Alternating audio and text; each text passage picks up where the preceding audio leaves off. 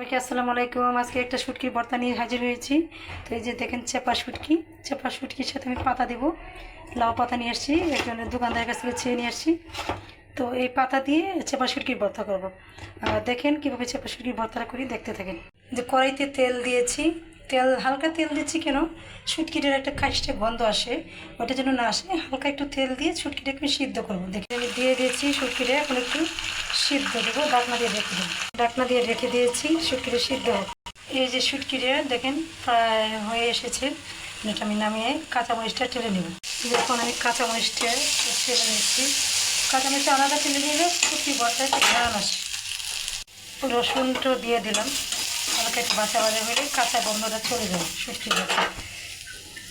এখন দিয়েছি স্বাদ মতো লবণ। তো লবণ দিয়ে আগে পেঁয়াজ আর সরি পেঁয়াজ আমি দেবো না, কারণ পেঁয়াজ দিলে শুটকির ভর্তার যে একটা ফ্লেভার ওটা থাকে না কখনো। এখানে আমি পেঁয়াজ দেবো না, আমি শুধু রসুন আর কাঁচামরিচ এখন এটা চিল দিয়ে ছেঁচে নেব। এই ধর শিল দিয়ে ছেঁচে নেব।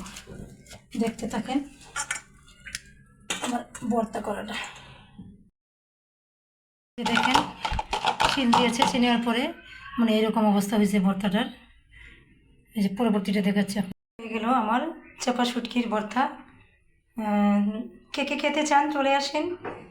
আমাদের শুটকির ভর্তাগুলো এগুলো খুবই মজাদার হয়, এবং এভাবে এই প্রসেসিংয়ে করলে যদি শুটকির ভর্তা পেঁয়াজ দেন তাহলে শুটকির কোনো ঘ্রাণ পাবেন না, শুধু পেঁয়াজের ঘ্রাণ পাবেন। অনেকে ধনে পাতা দেয়, কখনো ধনে পাতা শুটকির ভর্তা দিতে নেই, কারণ এটা শুটকির ভর্তা, রসুন বেশি করে দিতে হয়।